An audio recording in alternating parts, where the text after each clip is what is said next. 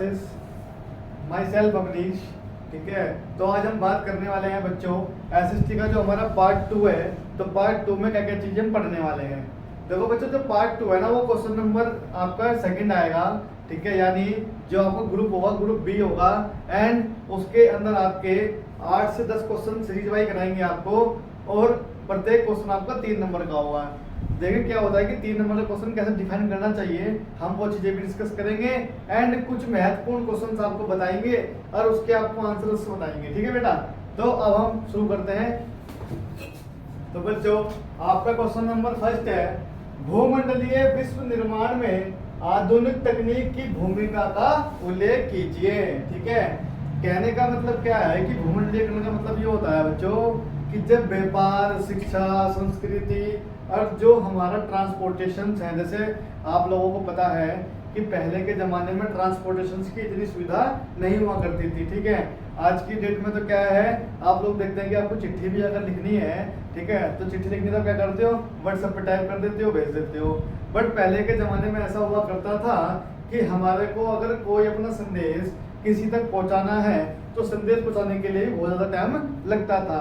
और जैसे कि आपको पता है कि ईस्ट इंडिया कंपनी भी हमारे इंडिया व्यापार करने के लिए आई थी। ठीक है, तो उसको भी ट्रांसपोर्टेशन में बहुत ज़्यादा दिक्कतें का सामना करना पड़ा, जिससे कि भूमंडलीय जो हमारा भूमंडलीय शब्द या विश्व निर्माण में जो आधुनिक तकनीक का प्रयोग करा है, तो समुद्री रास्तों से, जो समुद्र का आपको पता है कि जैसे सी पोर्ट्स होते हैं, एक सी पोर्ट से दूसरे सी पोर्ट तक जाने का सफर होता है, तो वो समुद्र के माध्यम से किया जाता है। ठीक है, तो वहीं पर ये भूमिका निभाता है। जैसे बताऊँ क्या लिखेंगे आप इसके अंदर 3 नंबर के अंदर, ये क्वेश्चन 3 नंबर का है बच्चों आपका, कि जमीन या समुद्र से होकर गुजरने वाले यह रास्ते न केवल एशिया के विशाल क्षेत्रों को एक दूसरे से जोड़ने का काम करते थे, बल्कि एशिया से यूरोप को और उत्तरी अफ्रीका को भी जोड़ते थे। किसके लिए जोड़ते थे? व्यापार के लिए जोड़ते थे, क्योंकि हमारा क्या करना था, अपने जो इंडिया के अंदर जो हमारे बाहर के पहले अंग्रेज लोग आके यहाँ बसे हुए थे, जो शासन काल था पहले का, तो उसमें क्या करते थे कि व्यापार में उनको बढ़ाने के लिए, काम को बढ़ाने के लिए इन रास्तों की खोज करी गई। ठीक है, देशों और लोगों के बीच देखो व्यापार, देखो मैंने क्या कहा आपको, व्यापार, निवेश, यात्रा, लोक संस्कृति और अन्य प्रकार के नियमों से, ठीक है, अंतरक्रिया यानी जो ट्रांसपोर्ट्स होते हैं वो भूमंडलीयकरण की दिशा में एक कदम है कि पहल करी है। ठीक है, यानी कदम उठाया है काम करने के लिए। भूमंडलीय की प्रक्रिया में देश एक दूसरे पर निर्भर हो जाते हैं। ठीक है, जैसे आपको पता होगा, एक एग्जांपल देता हूं आपको, जैसे आईफोन है। ठीक है, तो आईफोन का प्लांट हमारे इंडिया में जस्ट अभी लगा है, पहले तो नहीं था। तो आईफोन के ट्रांसपोर्ट के लिए सी पोर्ट्स का यूज किया करते हैं हम लोग। ठीक है, तो अगर वो देश कह दे कि अमेरिका कह दे, यूएस से कह दे कि भाई मैं तो आईफोन बेचूंगा ही नहीं, तो क्या आपको आईफोन मिलेंगे? नहीं मिलेंगे। ठीक है, फिर आप किसी दूसरी कंट्री से क्या करेंगे? एक्सपोर्ट या इंपोर्ट करेंगे। जैसे आप लोगों को पता होगा कि ब्राजील के अंदर आईफोन बैन है। ठीक है, तो वहाँ आईफोन क्यों बैन है? क्योंकि उसके अंदर चार्जर नहीं दिया जाता। ठीक है, इसलिए ब्राजील गवर्नमेंट ने क्या कर रखा है, वहाँ के जो भी आईफोन यूजर हैं उन लोगों को आईफोन यूज करने के लिए वहाँ पर नहीं मिलता है। ठीक है, तो वही कहना चाहते हैं कि जो एक दूसरे जो देश हैं, ठीक है, देश वो एक दूसरे पर क्या हो जाते हैं, व्यापार के लिए कुछ तरीके से निर्भर हो जाते हैं। क्योंकि देखो मान लो सपोज करो कि मुझे एक सामान लेना है, इंडिया में हम एक्सपोर्ट करना है, ठीक है, और मुझे एक सामान चाइना में इंपोर्ट करना है। बट अगर चाइना उसे चाहेगा ही नहीं कि मुझे इंपोर्ट करना है, तो क्या कर पाएंगे? नहीं कर पाएंगे। ठीक है, दोनों कंट्री की आपस में सहमति होती है, जब भी सामान का इंपोर्ट और एक्सपोर्ट हम कर सकते हैं। ठीक है, तो बच्चों आपका क्वेश्चन नंबर सेकंड है कि 19वीं सदी के मध्य में बंबई की आबादी में भारी वृद्धि क्यों हुई? इस कथन पर आपको क्या करनी, व्याख्या करनी है। देखो क्या है कि जैसा आप लोग जानते हैं कि बंबई को सपनों का शहर भी कहा जाता है। क्यों कहा जाता है? क्योंकि वहाँ पर बड़ी बड़ी इंडस्ट्रीज हैं और जितने भी फिल्म मेकर्स हैं सब लोग आज के मुंबई में हैं। ठीक है, देखो मुंबई आज की डेट में बहुत बड़ी इंडस्ट्री है अपने आप में। ठीक है, फैशन के मामले में भी चाहे आप देख लो, चाहे मतलब किसी भी चीज में देख लो। ठीक है, तो पहले क्या हुआ कि जब मुंबई की आबादी बढ़ने के 4-5 विभिन्न कारण है, पहले आपको मैं डिफाइन कर देता हूँ। जैसे आप लोगों ने सुना होगा मुंबई बंदरगाह यानी सी पोर्ट, जहां से हम सामानों को क्या करते हैं, इंपोर्ट और एक्सपोर्ट करने का काम करते हैं, ठीक है। जब वहां पर सी पोर्ट्स बन गए तो वहां के लिए लेबर भी चाहिए होगी, ठीक है। और जब लेबर चाहिए तो लेबर के लिए क्या करना पड़ता है कि जो छोटे गांव के लोग होते हैं या जो ग्रामीण क्षेत्र के, जो रूरल एरिया के जितने भी लोग होते हैं, उन सब ने क्या करा, वहां जाके काम करना शुरू कर दिया, यानी श्रमिक बन गए। फिर उसके बाद क्या हुआ कि जब ईस्ट इंडिया कंपनी, आपने नाम सुना होगा कि ईस्ट इंडिया कंपनी ने भी क्या करा, अपना वहां पर हेड ऑफिस डेवलपमेंट कर दिया, ठीक है। और भी बहुत सारे कारण हैं, जैसे बड़ी बड़ी कंपनीजों ने वहां पर जमीन लेके प्लांट लगाने शुरू कर दिए, तो क्या हुआ, एक तो पॉपुलेशन की क्या हुई, ग्रोथ हुई। उसके बाद क्या हुआ कि जो बड़ी बड़ी इंडस्ट्रीज थी, जैसे उस टाइम की, तो आप जैसे ईस्ट इंडिया कंपनी है, सब लोग उसी के बारे में जानते हैं, उसी के बारे में पढ़ते हैं, ठीक है। पर आप आज भी देखो कि जैसे बड़ी बड़ी जितनी भी कंपनीज होंगी वो अप्रोक्सीमेटली मुंबई के अंदर ही क्या करती, सर्वाइव करती है, ठीक है। अब समझेंगे इस क्वेश्चन को कि इस क्वेश्चन में कैसे आपको लिखना है, कैसे आपको डिफाइन करना है, ठीक है। तो क्या लिखा है बच्चों, 19वीं शताब्दी में मुंबई का विकास एक महत्वपूर्ण बंदरगाह के रूप में विकास के साथ साथ यहाँ पर प्रशासकीय गतिविधियां भी बढ़ गई। देखो कहने का मतलब, रूप का मतलब क्या होता है, ये जो रूप विकास लिखा है इसका कहने का मतलब है कि स्ट्रक्चर, जो बिल्डिंग्स बनी, जो कंस्ट्रक्शन हुआ, ठीक है, उसके लिए हमने यहाँ पर यूज करा है इसको। और प्रशासकीय का मतलब क्या होता है कि जो कानून, जो पुलिस व्यवस्था और जो रूल्स डेवलपमेंट हुए, उन सबकी गतिविधि बढ़ गई, ठीक है। अब मान लो सपोज करो कि एक जगह है, ठीक है, वहां जंगल है, तो वहां पुलिस क्या करेगी, कुछ भी नहीं करेगी, क्योंकि वहां क्या हुआ, देखो पुलिस अलग चीज होती है और फॉरेस्ट डिपार्टमेंट अलग चीज होता है। तो अगर जंगल है तो वहां पर फॉरेस्ट डिपार्टमेंट ही क्या करेगा, अपना काम करेगा। बट अगर किसी कारण से उस जंगल को वहां पर काट कर और वहां पर आबादी को डेवलपमेंट कर दिया जाए, जैसे आप लोगों ने देखा होगा कि इंडिया के अंदर ज्यादातर जितना भी सेक्टर बन रखा है वो सब जो कृषि की खेती होती है, फार्मिंग की खेती होती है, तो फार्मिंग खेती के ऊपर ही क्या कर रखा है हम लोगों ने, उसको बिल्ड कर रखा है, ठीक है। तो जब वहां पर गतिविधियां हो जाएगी तो प्रशासकीय, जैसे आपका डीएम एसडीएम हो गया, ठीक है, उसके बाद आपके जितने भी सेक्टर बनते हैं, पुलिस स्टेशन हो गया, चौकियां हो गई, ठीक है, जैसे सब स्टेशन होते हैं, ठीक है, चौकियों को क्या बोलते हैं, सब स्टेशन बोलते हैं, ठीक है। तो वो सब चीजें क्या होती हैं, अपने आप ही इन्वॉल्व हो जाती है, ठीक है। आगे देखेंगे। अतः यह पश्चिमी भारत में ईस्ट इंडिया कंपनी का मुख्यालय भी बन गया, यानी हेड ऑफिस बन गया, ठीक है, किसका, ईस्ट इंडिया कंपनी का। याद रखने वाली चीज है, ठीक है, ईस्ट इंडिया कंपनी का क्या बन गया, हेड ऑफिस यहाँ पर बन गया। आगे देखेंगे। औद्योगिकरण का जब विकास हुआ तो मुंबई बड़े औद्योगिक केंद्र के रूप में बदल गया। औद्योगिकरण का मतलब जहाँ पर हमारे को क्या मिलती है, बहुत बड़ी इंडस्ट्रीज मिलती है, ठीक है, कंपनी मिलती है। जैसे आप लोगों ने हरिद्वार के अंदर नाम सुना होगा सिटी कुल का, ठीक है। तो यहाँ पर क्या है कि ये भी एक औद्योगिक इंडस्ट्री के नाम से जानी जाती है, ठीक है, ठीक है। तो यहाँ पर क्या हुआ, ये चीजें बन गई, ठीक है। उसके बाद देखेंगे, इसके बाद मुंबई का तेजी से विकास हुआ। देखो सीधी सी बात है, जब ह्यूमंस वहां पर रहेंगे, पब्लिसिटी बढ़ेगी, पॉपुलेशन बढ़ेगी, तो भाई डेवलपमेंट तो ऑटोमेटिकली होगा, क्योंकि ट्रांसपोर्ट के लिए क्या चाहिए, सड़कें चाहिए। फिर लोग ज्यादातर क्या करते हैं कि ऑटोस वगैरह से या बस वगैरह ट्रेवल करना पसंद नहीं करते हैं, तो अपने व्हीकल्स ले लेते हैं, ठीक है। तो गवर्नमेंट रोड बनाई, रोड टैक्स लगाए, मतलब बहुत तरह के डेवलपमेंट होते चले गए, ठीक है।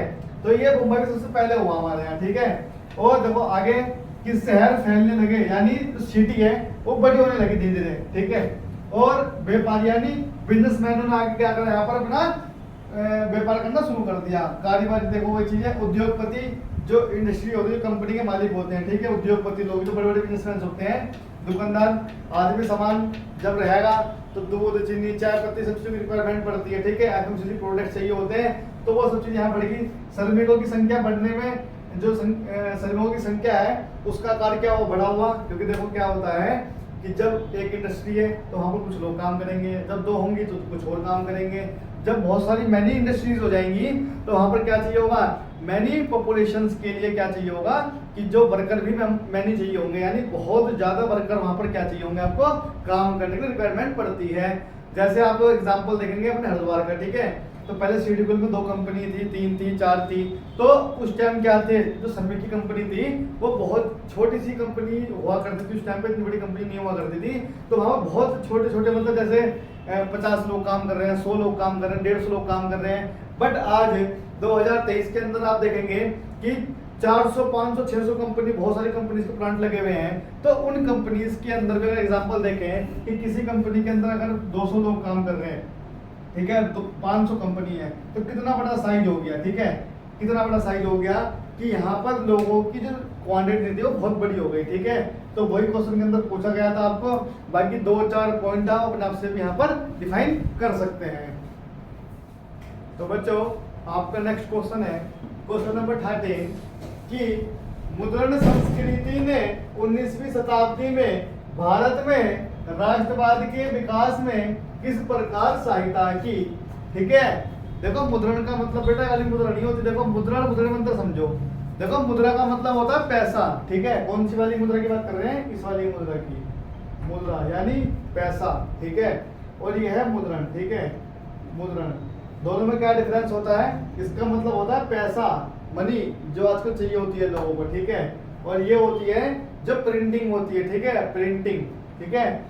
तो इसमें बहुत टाइप के आपके क्वेश्चन आते हैं 1 नंबर के अंदर भी, ठीक है। वो तो जो नेक्स्ट वीडियो आएगी 1 नंबर वाली, तो उसके अंदर आपको कराया जाएगा कि मुद्रण क्या होता है, मुद्रण का विकास कब हुआ।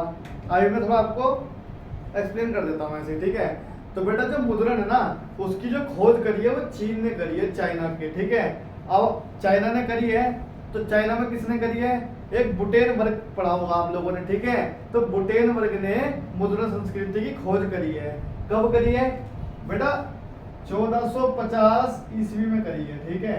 1450 ईस्वी में मुद्रण की खोज करी है। किसने करी है, गुटेनबर्ग ने करी है। अगर आप पॉइंट भूल जाओ तो एक पॉइंट तो आपको मैंने ये रेडी करवा दिया, ठीक है। अब आगे देखते हैं कि इसको हमें कैसे एक्सप्लेन करना है, ठीक है, क्वेश्चन को, ठीक है।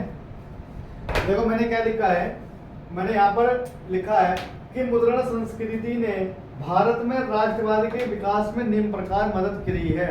यानी मैंने 3 पॉइंट लिखने थे, मैंने 4 लिखे हैं, ठीक है। तो पहला पॉइंट देखेंगे कि मुद्रण संस्कृति द्वारा देश में राष्ट्रवाद का प्रचार प्रसार जाता था, ठीक है। जो प्रचार प्रसार का मतलब होता है कि जो मीडिया होते हैं कि एक बात को यहाँ से वहां पहुंचाना और दूसरी बात को यहाँ से वहां पहुंचाना, ठीक है। जैसे आप लोग इंस्टाग्राम व्हाट्सएप पे करते हैं ना बच्चे, कि हमने पहले मैसेज करा हेलो, तो फिर वहां से क्या आएगा, हेलो का मैसेज आएगा, ठीक है। तो इसी प्रकार क्या करा, इन लोगों ने अपनी बात को प्रसार करने का, जैसे हम लोग रैली वगैरह निकालते हैं, एडवर्टाइजमेंट करते हैं किसी चीज का, ठीक है। जैसे आपके रिजल्ट आए, आपने एडवर्टाइजमेंट कर दिया, फोटो लगा दी फेसबुक पे या इंस्टाग्राम पे कि मैं इतने परसेंट से पास हुआ या पास हुई, ठीक है। तो वही काम यहाँ पर जो है शुरू हो गया, ठीक है। बट किस पे शुरू हुआ, मुद्रण यानी किताबों के पेजों पे शुरू हुआ ये काम, ठीक है। और जो पहली मुद्रण की खोज हुई थी ना बेटा, तो आप लोगों ने देखा होगा, कभी पिक्चर वगैरह देखी होगी आपने ओल्ड, तो तत्ती खोलते, तत्ती का मतलब ये होता है कि लकड़ी की एक बहुत छोटी सी, बहुत पतली सी परत बनाई जाती है, ठीक है। तो उसके ऊपर क्या करते थे, गड़ा के प्रिंटिंग का काम किया जाता था, ठीक है। उसके बाद धीरे डेवलपमेंट हुआ तकनीक का, तो फिर पेज बना, पेज के बाद फिर किताबें लिखनी शुरू हुई, ठीक है। तो उस चीज के बारे में हमें डिफाइन करनी आनी चाहिए, ठीक है। तो क्वेश्चन जो उसका सेकंड पार्ट है वो है स्थानीय भाषीय समाचार पत्रों के माध्यम से औपनिवेशिक सरकार के शोषण के तरीकों की आम जनता को जानकारी दी जाती थी। कहने का मतलब क्या है कि जो औपनिवेशिक सरकार थी, ठीक है, आप लोग जैसे जानते थे कि पहले जो है हमारे यहाँ राजतंत्र था, ठीक है। उसमें राजा का ये सब चीज चलता था, राजा किसी को मार रहा है, किसी को जिन्हें दफना दे रहा है, किसी को सजा दे रहा है। तो जब मुद्रण की खोज हुई तो लोगों ने क्या करा, जैसे ही किसी ने पकड़ा या जेल में उसको डाल दिया, तो उसको समाचार पत्रों में क्या करा, प्रकाशन करना शुरू कर दिया कि भाई उस फलाना आदमी ने जो है आज ऐसा कर दिया। तो उसी तरीके से क्या हो, अहिंसा फैल लोगों के अंदर कि भाई ये काम गलत था या सही था। तो उस टाइम पे ऐसी चीजें हुआ करती थी। पॉइंट नंबर 3, मुद्रण संस्कृति के माध्यम से शिक्षा का प्रसार। देखो पहले के आपको लोगों को पता है कि हमारे यहाँ लड़कियों को पढ़ाना अच्छा नहीं मानते थे, ठीक है। बहुत पुरानी बात हो गई, ठीक है। बट आज की डेट में क्या ऐसा है? नहीं है, क्योंकि देखो आज की डेट में क्या है कि हर आदमी समझदार है, लड़कियां देश में नाम आगे कर रही है, तरक्की कर रही है, ठीक है। बट पहले के ज़माने में लड़कियों को स्कूल नहीं पढ़ाने भेजा करते थे, केवल घरों के काम तक ही सीमित रखते थे कि तुम रोटी बनाओगी, तुम पानी लाओगी ढो के, बस इतना ही मतलब काम किया जाता था। नहीं, घर के कारोबार से ही उन्हें फ्री नहीं किया जाता था। पर आज की डेट में क्या है कि आज की डेट में लड़कियों को आगे बढ़ने के लिए गवर्नमेंट भी बड़ी बड़ी स्कीम्स निकालती हैं, ठीक है, कि भाई आगे बढ़ो, स्कॉलरशिप्स होती है, ठीक है। तो आज की डेट में लड़कियां किसी फील्ड में तो पीछे नहीं है, ठीक है। बट इसका जो जागरूक करा, ठीक है, तो किसने करा? मुद्रण संस्कृति ने ही करा जागरूक कि भाई ऐसा नहीं होना चाहिए, कि लड़कियों को भी अपनी जिंदगी जीने का हक है, ठीक है। ये आप पॉइंट बना के लिख सकते हो अपने हिसाब से। चौथा पॉइंट में लिखा है, एक्स्ट्रा पॉइंट है ये, ठीक है। तो मुद्रण संस्कृति ने स्थानीय भाषाओं में धार्मिक शिक्षा को बढ़ावा दिया, ठीक है। धार्मिक शिक्षा का मतलब जो हमारे जैसे हिंदू धर्म है, तो लोगों को क्या करता है कि संस्कृत बोलनी नहीं आती। देखो संस्कृत बोलनी क्यों नहीं आती? हालांकि हमारी देवनागरी लिपि है वो, ठीक है, संस्कृत से हिंदी का उद्गमन हुआ है। तो वो सब चीज़ों का भी क्या हुआ, जो न्यूज़ पेपर से जो पता समाचार पत्र छपने शुरू हुए, तो समाचार पत्रों के माध्यम से भी जो है इन चीज़ों को बढ़ावा दिया गया कि भाई ये हमारे धर्म का प्रचार है, ठीक है, हमें ऐसा करना चाहिए। देखो जैसे कैलेंडर है, ठीक है, कैलेंडर तो मुद्रण एक तरह से देखा जाए तो कैलेंडर आपने तो छापा नहीं है कि अब जून है तो मुझे होली बनानी है, या दिसंबर है देखो छुट्टियां पड़ती हैं हमारे यहाँ, तो भाई ठंड पड़ रही है तो मुझे जो है दिवाली बनानी है, या मतलब मुझे कोई फेस्टिवल बनाना है, ठीक है। तो ये मुद्रण संस्कृति के हिसाब से, यानी पुरानी परंपराओं के हिसाब से चीज़ों को डिसाइड करके मुद्रण करके हमारे को क्या दिया गया है, एक पेपर दिया गया है। एक लाइव एग्जाम्पल बताऊंगा आपको, आप एनसीईआरटी पढ़ते हो, आपने तो नहीं पढ़ी एनसीईआरटी, बट एक रूल एंड रेगुलेशंस के हिसाब से आपकी एनसीईआरटी को डिजाइन किया गया आपके पढ़ने के लिए, ठीक है, ताकि आपको क्या हो सके। देखो कहीं पर आपको मैथमेटिक्स की नॉलेज मिलेगी, कहीं आपको आपका पुराना इतिहास यानी मुगल शासन के बारे में, जो पुराना हमारा अतीत रहा है कि हमारे पर शासन किसने करा है, या नेपोलियन कौन था, जैसे मैथुनी पढ़ोगे आप, जैसे मैथुनी कौन था, तो उन सब चीज़ों के बारे में एसएसटी में पढ़ाया जाता है, ठीक है। और हमारा जो साइंस है, ठीक है, केमिकल्स बॉन्डिंग होगी, फिजिक्स क्या होती है, मोशन, ग्रेविटी, तो ये सब चीज़ आप पढ़ते हो, ठीक है। तो ये क्या करिए, शिक्षा को बढ़ावा देती है, शिक्षा को, ठीक है, कि भाई ये चीज़ें आपको पता होनी चाहिए कि मतलब ये चीज़ें क्यों हो रही है, ठीक है। तो इसके अंदर आप बहुत सारे पॉइंट बना के डिफाइन कर सकते हो, बट कम से कम आपको 3 पॉइंट लिखने पड़ेंगे, तभी आपको 3 नंबर मिलेंगे। और पॉइंट भी आपको ऐसे ही बना के लिखने पड़ेंगे, सही सही। अगर गलत बनाओगे कि अपने मन से कुछ भी लिख दिया, या बहुत से बच्चे ऐसी गलती करते हैं कि पूरा पूरा जो है पेज डिफाइन कर देते हैं। 3 नंबर क्वेश्चन में पेज डिफाइन नहीं करना है, आपसे केवल यहाँ पूछा है 3 नंबर में कि मुद्रण संस्कृति ने 19वीं शताब्दी में भारत में राष्ट्रवाद का विकास में क्या मदद करी। आपको केवल 3 बात लिख के आनी है, आपको 3 नंबर पूरे मिल जाएंगे, ठीक है बेटा। तो बच्चों अब चलते हैं अगले क्वेश्चन पे। हमारा नेक्स्ट क्वेश्चन है क्वेश्चन नंबर 14 कि हमारे देश में जनसंचार के प्रभावी साधनों के रूप में रेडियो और दूरदर्शन का महत्व बताइए, ठीक है। देखिए जनसंचार का क्वेश्चन आपके में एक ना एक बार जरूर पूछा जाता है, या तो प्री बोर्ड में, या आपका हाफ ईयरली में, या फाइनल में, ठीक है। बट ये क्वेश्चन आपके लिए बहुत इंपॉर्टेंट है, ठीक है।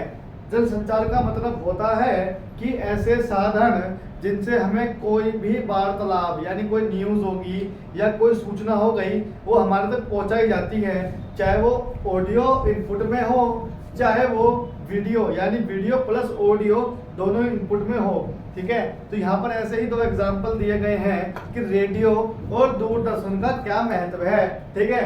पहले देखेंगे हम कैसे क्वेश्चन को डिफाइन करेंगे, ठीक है। देखो लिखेंगे ऐसे साधन जिसके माध्यम से विभिन्न प्रकार की सूचनाएं, खबरें आदि को दूर दराज यानी दूर दूर तक, ठीक है, दूर दूर तक के इलाकों में लगभग हर व्यक्ति तक पहुंचाने की कोशिश की जाए, इन माध्यमों को जनसंचार या जनसंपर्क कहते हैं, यानी मास कम्युनिकेशन कहते हैं, ठीक है।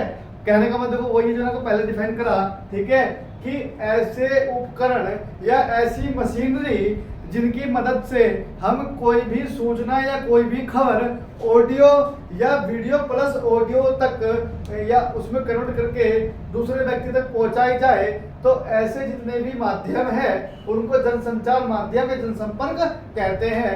जैसे आपका फोन क्या है कि आप कोई भी चीज यूज कर रहे हैं आज की डेट में, अगर आप किसी चीज को पढ़ रहे हो, ठीक है, तो आप स्क्रीन के माध्यम से केवल उसको क्या कर पा रहे हो, देख पा रहे हो, ठीक है। बट अगर वहीं पर आप बात करें यूट्यूब की, अगर यूट्यूब पे आप कोई वीडियो देख रहे हैं तो वो क्या कर रहा है, वीडियो भी आपको दिखा रहा है और साथ में आपको ऑडियो का इनपुट भी दे रहा है, जैसे कि मैं यहाँ पर आपको वीडियो के साथ ऑडियो का इनपुट दे रहा हूँ। तो ऐसे माध्यम होते हैं दूरदर्शन। ठीक है, आप कभी अपने मम्मी से या पापा से पूछना कि दूरदर्शन के बारे में आप जानते हो, तो वो जानते होंगे, क्योंकि दूरदर्शन एक चैनल है बहुत पुराना जिसके ऊपर खबरों का सिलसिला जारी रहता था पूरे देश के बारे में। ठीक है, तो कैसे डिफाइन करेंगे इसको, देखिए कि रेडियो का महत्व क्या है। आप लोगों ने, आपके टाइम की खबर बताता हूँ क्योंकि ज्यादा पुराने की जाऊंगा तो आप कहोगे कि ये तो मैंने कभी सुना ही नहीं है। ठीक है, आप लोगों ने श्री नरेंद्र मोदी जी के माध्यम से एक शब्द सुना होगा, मन की बात। ठीक है, तो मन की बात का प्रसार जो होता है ना वो रेडियो पे किया जाता है हर संडे 11 बजे। ठीक है, यानी केवल ऑडियो के माध्यम से वो अपने मन की बात आपसे करते हैं। ठीक है, आप वहां से बैठ के लाइव टेलीकास्ट कर सकते हैं। इसके अंदर ऐसा कुछ नहीं है कि आपका पहले रिकॉर्ड किया जाएगा फिर आपको उसको कट पेस्ट करके दिखाया जाएगा। ठीक है, यानी आप डायरेक्टली जाकर वहां पर क्या कर सकते हैं, लाइव कर सकते हैं। तो उसको हम क्या बोलते हैं, रेडियो बोलते हैं। इसका महत्व बहुत है। ठीक है, कि महत्व का मतलब कि इसकी इंपॉर्टेंस क्या है। ठीक है, तो इंपॉर्टेंस यही है कि हम अपने मन की बात वन टाइम में बहुत अधिक लोगों तक पहुंचा सकते हैं।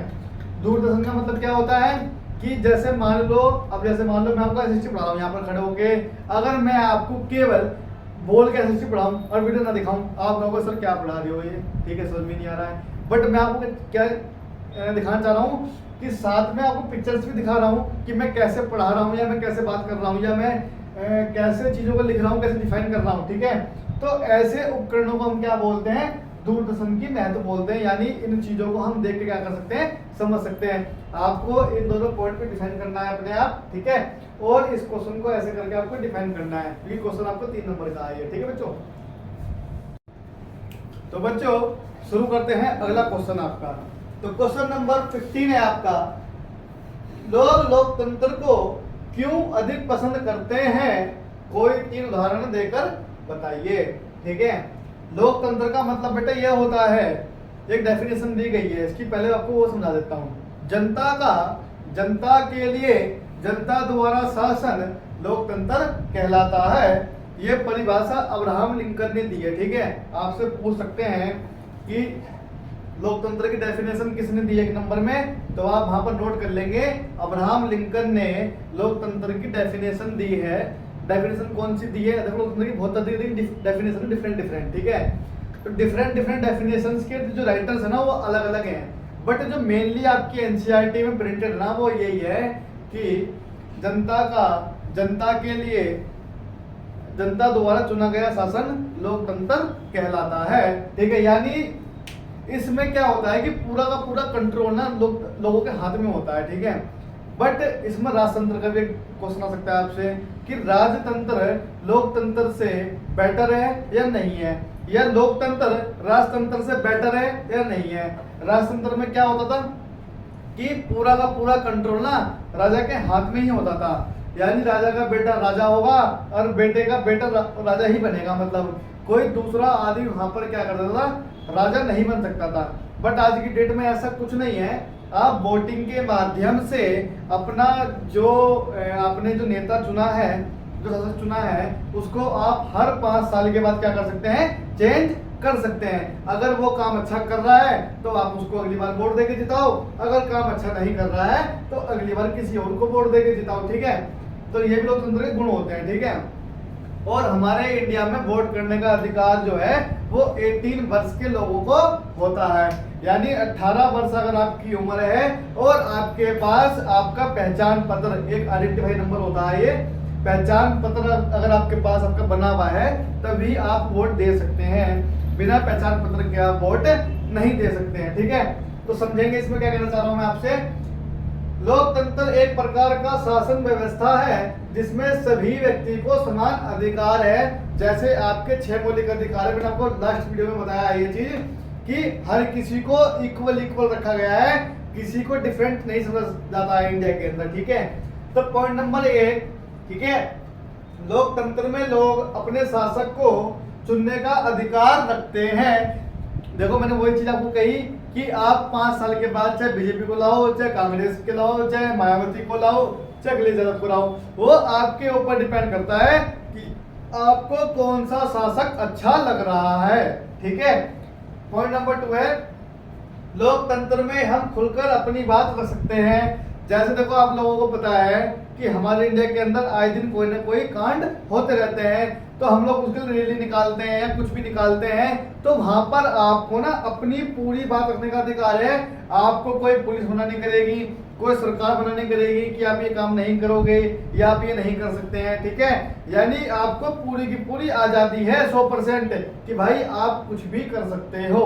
ठीक है। यानी अगर आप कोई गलत काम हुआ है तो आप उसके विद्रोह में अपनी रैली भी निकाल सकते हो, चाहे वो काम गवर्नमेंट का हो, चाहे वो काम प्राइवेट सेक्टर की किसी कंपनी का हो। आप उनके अगेंस्ट क्या कर सकते हैं, विद्रोह कर सकते हैं, प्रोटेस्ट कर सकते हैं, कहने का मतलब। ठीक है बच्चों। तो पॉइंट नंबर 3 है कि लोकतंत्र में हम अपने धर्मों का प्रचार, ठीक है,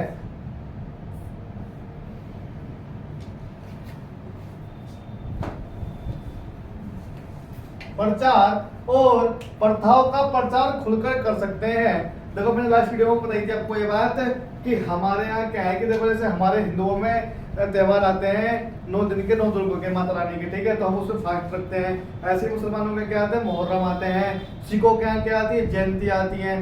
कृष्णों के यहाँ क्या आता है, 25 दिसंबर बड़ा दिन होता है। ठीक है, ईसा मसीह का। तो हम लोग किसी को मना नहीं कर सकते कि भाई आप यहाँ पर ये फेस्टिवल क्यों बना रहे हो या आप यहाँ पर फेस्टिवल क्यों बना रहे हो। हर किसी को अपने अपने धर्मों का प्रचार प्रसार और अपनी शिक्षा को आगे बढ़ाने का राइट है, अधिकार है। कोई गवर्नमेंट, कोई कानून, कोई शासन व्यवस्था आपको मना नहीं कर सकती कि आप यहाँ पर ये काम नहीं करोगे या नहीं कर सकते। इसे ही हम कहते हैं लोकतंत्र। ठीक है बेटा। तो बच्चों चलते हैं अगले क्वेश्चन पे। हमारा अगला क्वेश्चन है किन्हीं 3 कारकों का उल्लेख कीजिए जिनके द्वारा उपभोक्ता का शोषण होता है।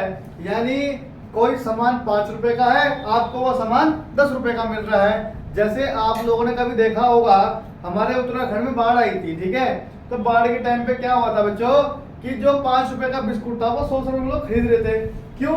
क्योंकि वहां खाने के सामान की क्या थी, आपूर्ति थी, कमी थी। तो कमी के कारण क्या करते हैं, उस सामान की अधिक कॉस्ट देकर उस सामान को बाय करते हैं। ठीक है। इसी प्रकार हमारा क्या होता है, शोषण होता है। ठीक है। एक एग्जांपल और देना चाहूंगा। सपोज करो आपको पानी की रोड चाहिए सर्दियों में। ठीक है। अब पानी की रोड आपको चाहिए, बट पानी की रोड मार्केट में अगर आप देखेंगे कि मेड इन इंडिया लेनी है तो मेड इन इंडिया क्या होती है, काफी कॉस्टली होती है। ठीक है। बट जो उसकी लो लाइफ होती है ना, तो उसकी लाइफ क्या होती है, काफी लॉन्ग होती है, यानी काफी आगे तक वो चलती है। और वहीं पर एक आती है मेड इन चाइना। तो मेड इन चाइना में क्या है कि चले तो चांद तक वरना रात तक। ठीक है। उसकी कॉस्टिंग सही होती है। अगर सपोज करो कि आपने कोई सामान खरीदा और वो कल ही खराब हो गया और उसकी गारंटी वारंटी नहीं थी, तो वहां पर क्या हुआ, आपका शोषण हो गया। क्योंकि वहां पर क्या हो गया, आपको पैसे का लॉस हुआ है। ठीक है। समझेंगे यहाँ पर मैं क्या कहना चाह रहा हूँ। देखो सीमित सूचना। ठीक है। पहला टॉपिक बनाएंगे सीमित सूचना। ठीक है। उत्पादक के विभिन्न पहलू यानी मूल्य, गुणवत्ता, घटक। देखो मूल्य का मतलब प्राइस होता है, गुणवत्ता का मतलब क्वालिटी। ठीक है। घटक उपयोग की स्थितियों आदि के बारे में सूचनाओं के अभाव में उपभोक्ता गलत वस्तु यानी गलत आइटम क्या करता है, बाय कर लेता है। ठीक है। खरीदने के लिए उत्तरदायी होते हैं। तो क्या होता है कि इसका हमारा एक पॉइंट ऑफ व्यू जो बनाया है, यानी हमें सामान कोई और खरीदना था बट हमें कुछ और दिखा के उसको क्या करा, बेचा गया। जैसे आप कहीं फोन की शॉप पे जाओगे, सिर्फ आपको बताना है कि मेरा बजट इतना है। ठीक है। वो आपको एक से एक वैरायटी वहां दिखाना शुरू कर देगा। वहां चॉइस आपकी होगी। ठीक है, कि हमें कौन सा खरीदना है। बट आप देखेंगे कुछ समय के बाद क्या होता है, हमारा एंड्रॉइड डिवाइस हैंग मारना शुरू कर देता है, या मतलब उसमें और भी कुछ टेक्निकल इश्यूज आने शुरू हो जाते हैं। तो वो यहाँ पर कहना चाहते हैं। ठीक है। पॉइंट नंबर 2 है गलत सूचना। पूर्ण या सही सूचना के अभाव में उपभोक्ता शोषण का शिकार होते हैं। कहने का मतलब अब बहुत ज्यादा बारिश पड़ गई। ठीक है। आप लोगों ने देखा होगा कि बरसात के टाइम पर सब्जी की कॉस्ट थोड़ी हाई हो जाती है। क्यों हो जाती है? क्योंकि आपको सूचना गलत दी जाती है कि भाई सब्जी जो बरसात में जो खराब हो गई है। जब सब्जियां खराब हो गई हैं तो जो क्वांटिटी उनको हमें प्रोवाइड करनी थी या मंडी में जो क्वांटिटी आनी थी वो क्वांटिटी क्या आती है, कम आती है। ठीक है, एक्चुअली में ऐसा होता नहीं है, क्योंकि मंडी वाले क्या करते हैं पहले से ही सब्जियों को जो भी वहां पर आइटम्स होते हैं उनको क्या कर लेते हैं, स्टॉक कर लेते हैं। तो हमारे को क्या दिखाया जाता है, गलत दिखाया जाता है कि भाई स्टॉक पीछे से नहीं आ रहा है, इसलिए मंडी से सामान 5 की जगह 10 में खरीदते हैं लोग, और वही सामान हम 10 रुपए की जगह 20 रुपए में बाय करते हैं, हमें तो खाना है, हमारी मजबूरी है। ठीक है, पॉइंट नंबर 3 है आपूर्ति की कमी। ठीक है, उद्योग के विकास के कारण आपूर्ति की कमी हो रही है, यह संचय को बढ़ाता है तथा मूल्य में वृद्धि करता है। यानी सपोज करो हमारे यहाँ एक गाड़ी है महिंद्रा थार, ठीक है, हालांकि देखो गाड़ी बहुत अच्छी है, बहुत ज्यादा क्वालिटी है, बट लोगों को क्या करना पड़ता है कि ज्यादा पैसे दे के टाइम से पहले गाड़ी को बाय करना होता है, क्योंकि उनकी रिक्वायरमेंट होती है। ठीक है, तो एजेंसी वाले भी कहते हैं कि सर मैं कुछ सेटिंग बैठाता हूँ, आप मेरे को 50,000 रुपये या 20,000 रुपये एक्स्ट्रा पे कर दो और मैं आपको समय से पहले क्या करूंगा, गाड़ी डिलीवरी दे दूंगा। तो ये चीज होता है कि यहाँ पर क्या हुआ कि कोई चीज हमारी 15 लाख की थी और हम उसको 15,20,000 रुपए में लेके आए, यानी हमारा क्या हुआ, शोषण हो गया यहाँ पर। ठीक है बेटा, तो बच्चों चलते हैं हमारे अगले क्वेश्चन पे। हमारा इस सीरीज का सेकंड लास्ट क्वेश्चन है कि बाढ़ में सर्वाधिक असुरक्षित, इसका ध्यान रखना है आपको। देखो एग्जाम के अंदर पूछे सुरक्षित, बट यहाँ पूछा गया है असुरक्षित। ठीक है, मकान किस प्रकार निर्मित होते हैं।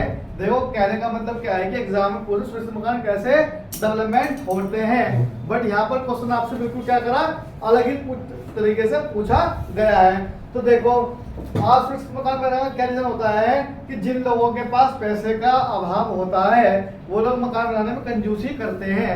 तो जैसे ही मकान को डेवलपमेंट करते हैं ना, अगर किसी कारण से बाढ़ भूकंप कुछ भी आएगा तो सबसे पहले किसका मकान गिरेगा, जिसका मकान वेरी चीप क्वालिटी से बना हुआ होगा।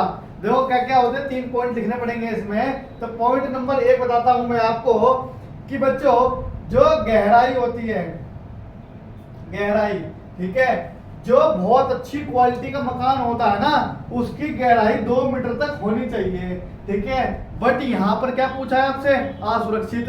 तो आप यहाँ पर जो हम लोग यहाँ हरिद्वार के अंदर यूज करते हैं, यानी पहाड़ी क्षेत्र में ना यूज नहीं होगा, ये पहाड़ी क्षेत्र में ये थोड़ी गहरी होती है, बट समतल क्षेत्र है यहाँ पर कितनी खुदाई करते हैं हम यहाँ पर 2 फीट तक क्या करते हैं, गड्ढा करते हैं। पर ये मकान क्या है कि बाढ़ के लिए असुरक्षित कहलाएगा। ठीक है, अगला पॉइंट देखेंगे इसका। ठीक है, आप लोगों ने देखा होगा स्तंभ बनते हैं ऐसे करके घरों में, ठीक है, सीमेंट के और सरिये का यूज करके, इसके अंदर काफी हार्ड कास्टिंग करी जाती है, सीमेंट की कास्टिंग करते हैं। ठीक है, तो सीमेंट की जब कास्टिंग करते हैं ना तो ये पिलर हमारे मकान में बहुत जरूरी होते हैं, बट कुछ लोग क्या करते हैं कि ये पिलर लगाना भूल जाते हैं या केवल 4 ही साइडों पे क्या लगाते हैं, पिलर लगाते हैं। तो अगर पिलर का अभाव मकान में होगा, कैसे लिखेंगे आप, अगर पिलर का अभाव, पिलर या स्तंभ का अभाव अगर मकान में कम होगा तो हमारा मकान क्या होगा, बाढ़ में क्षतिग्रस्त सबसे पहले होगा। क्योंकि ये मकान को क्या करते हैं, ये 4 फाउंडेशन लगाते हैं ऐसे कोनों पे ना, मकान के शेप में ऐसे करके 4 फाउंडेशन लगती है और मकान को क्या करते हैं, बहुत मजबूत करते हैं। बट आपने देखा होगा कहीं कहीं पर कि ये फाउंडेशन 4, अगर एक कमरा है तो कमरे के चारों कोने पे होगा, फिर किचन के चारों कोनों पे होगा, फिर दूसरे कमरे में भी होगा। तो यहाँ पर क्या करा गया है, पैसे का अत्यधिक खर्च किया गया है, इसलिए ताकि इसकी फाउंडेशन क्या रहे, मजबूत रहे। तो पॉइंट नंबर 2 आप क्या लिखेंगे कि यहाँ पर पिलर का जो अभाव है वो नहीं होना चाहिए, यानी अत्यधिक पिलर होने चाहिए अगर सुरक्षित मकान है तो। बट असुरक्षित में क्या लिखेंगे आप कि यहाँ पर पिलरों का अभाव होता है, यानी जो स्तंभ होते हैं वो क्या होते हैं, कम होते हैं। लिख सकते हैं कि स्तंभ, ठीक है, यहाँ लिखेंगे कि यहाँ पर स्तंभ कम से कम होते हैं। अब पॉइंट नंबर 3 पे आ जाओ आप। ठीक है, पॉइंट नंबर 3 में क्या होता है कि जो मकान बनाने का जो हम लोग बेसिकली यहाँ पर यूज करते हैं, तो क्या करते हैं कि लोग पिलर खड़े करते हैं, स्तंभ खड़े करते हैं और खड़े करने का क्या करते हैं, 4 दीवारी बोलते हैं, 4 इंच की दीवार बोलते हैं वैसे। उसमें क्या होता है कि सिंगल ईंट की लेयर खड़ी कर देते हैं, ठीक है। यानी यहाँ पर से क्या करा, ये मकान है, एक लेयर खड़ी कर दी, पर ये कितने उसकी लेयर है, ये 4 इंची की लेयर है। तो 4 इंची की लेयर बहुत जल्दी टूटती है। अगर ये लेयर आपकी स्तंभ पे अटैच है, यानी आपके पिलर से ये अटैच है दीवार, तो इसमें थोड़ी मजबूती मिल जाती है। बट लोग क्या करते हैं कि इस दीवार को डायरेक्टली खड़ा कर देते हैं असुरक्षित मकान के अंदर। अगर ये पूछेंगे सुरक्षित मकान में कैसी होगी, तो बच्चों सुरक्षित मकान में ये पिलर से अटैच भी होगी और समतल क्षेत्र में 9 इंची की दीवार बोलते हैं, यानी डबल ईंट की दीवार होनी चाहिए। और पहाड़ी क्षेत्र में कम से कम 18 फीट की दीवार होती है, यानी 18 फीट चौड़ाई दीवार की होनी चाहिए। तभी वहां के मकान क्या करते हैं, टिके रहते हैं लंबे टाइम तक। बट नीचे जो है यहाँ पर कम से कम 18 फीट की हमारी क्या होनी चाहिए, फाउंडेशन होनी चाहिए। और फाउंडेशन के बाद जो ऊपर की दीवार है तो वो हमारी होनी चाहिए सुरक्षित मकान के लिए। बट यहाँ पूछा असुरक्षित, तो आप पॉइंट बना दोगे कि 4 दीवारी का मकान जो 4 इंची का होता है, ऐसे मकान बाड़े में जल्दी से जल्दी क्या होते हैं, असुरक्षित होते हैं। फिर पॉइंट नंबर 4 बता देता हूँ आपको, ठीक है। पॉइंट नंबर 4 में क्या लिख सकते हो आप लोग कि पॉइंट नंबर 4 में आप ऐसे लिखोगे कि जो हमारे यहाँ क्या होता है ना, एक फॉर्मूला होता है गवर्नमेंट का, ठीक है। उसमें क्या करते हैं कि इतने तसले रेत डलेगा, इतने तसले बजरी डलेगी, इतने तसले सीमेंट गिरेगा। तो जो अच्छी क्वालिटी के मकान बनते हैं ना, तो वहां पर रेशो पता क्या चलता है, वहां चलता है 3:1 का रेशो। यानी अगर 3 तसले उसमें रेत है तो 1 तसला आपको क्या होना चाहिए, सीमेंट होना चाहिए। तो आप कह सकते हो कि जिन मकान के अंदर 4:1 या 5:1 का फॉर्मूला यूज किया जाता है, ऐसे मकान असुरक्षित मकान कहलाते हैं। तो बच्चों हमारा जो लास्ट क्वेश्चन है सीरीज का, क्वेश्चन जो 3 मार्क्स का है, इसका लास्ट क्वेश्चन है क्वेश्चन नंबर 18। विद्युत करंट लगने पर व्यक्ति को क्या प्राथमिक चिकित्सा देनी चाहिए, 3 नंबर में आपको डिफाइन करना है। तो देखो क्या है, इसको बोलते हैं फर्स्ट एड किट बोलते हैं वैसे तो, ठीक है, प्राथमिक उपचार को। तो इसके अंदर क्या होता है कि जब किसी व्यक्ति को करंट लग जाता है ना, तो आप या तो छोड़ोगे नहीं उसको, ठीक है। आपको क्या करना है, जो सिंपल तरीका है, सबसे पहले आप अपना जो मेन स्विच है घर का, उसको क्या करो, आप सप्लाई को बंद कर दो, ताकि जो फ्लो है करंट का वो कम हो जाए, ठीक है। देखो करंट तो तारों में तब भी रहता ही है, मिनिमम से मिनिमम करंट रहता ही है, ठीक है। तो जब आप मेन स्विच बंद कर दोगे तो करंट का फ्लो कम होगा। दूसरा पॉइंट क्या लिखेंगे, दूसरा पॉइंट आप लिखोगे कि जब व्यक्ति को, जब हमें करंट से उठाना पड़ता है ना, तो आप हमेशा किसी न किसी चमड़े का या किसी लकड़ी की वस्तु का मेन स्विच से हटाने के लिए क्या करेंगे, उसका प्रयोग करेंगे। अगर आप डायरेक्ट टच कर देंगे तो उसकी बॉडी से करंट आपकी बॉडी में भी क्या होगा, फ्लो हो जाएगा, ठीक है। आपने बहुत सारी पिक्चरें देखी होंगी कि करंट लगता है, पहले कितना छुएगा, फिर दूसरा छुएगा, फिर तीसरा छुएगा, तो वो क्या करते हैं, आपस में क्या होते हैं, चिपक जाते हैं, ठीक है। तो वही हमें एग्जाम्पल यहाँ लिखना है, ठीक है, कि हमारे को क्या करना है, सबसे पहले कि जो करंट से पीड़ित व्यक्ति है उसको मेन स्विच से हटाना है। तो कैसे हटाएंगे, आप सबसे पहले क्या करेंगे, कोई भी लकड़ी का उपकरण देखेंगे या कोई डंडा वगैरह लेंगे, उससे उसे मारेंगे, ठीक है। मारने का मतलब सर पे मार दो, शरीर फोड़ दो उसका, ठीक है। उसे आराम से हटाएंगे, वहां से हटाने के बाद क्या करेंगे, सबसे पहले हम चेक करेंगे कि उसे सांस आ रही है या नहीं आ रही है। तो पहला जो हमारा इसमें पॉइंट होगा वो हमें लिखना पड़ेगा कि सबसे पहले जो है हम उसे ब्रीथिंग करेंगे, यानी उसको सांस देने की प्रक्रिया क्या करेंगे, शुरू करेंगे, ताकि उसकी जो सांस की जो हमारी ये होती है रेटिंग होती है सांस का, ये हमारी नॉर्मल हो जाए, ठीक है। अगर सांस प्रॉपर नहीं आएगी तो कहीं ना कहीं उस व्यक्ति की डेथ भी हो सकती है।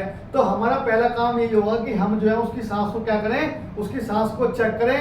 अगर हमारे पास ऑक्सीजन सिलेंडर है तो आप सिलेंडर के माध्यम से भी क्या कर सकते हैं, ऑक्सीजन उसको प्रोवाइड कर सकते हैं।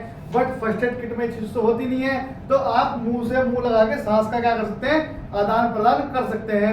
आप लोगों ने कभी देखा होगा पिक्चरों वगैरह में कि कोई आदमी पानी में डूब जाता है तो हमें क्या करना पड़ता है, पानी निकालना पड़ता है, ठीक है।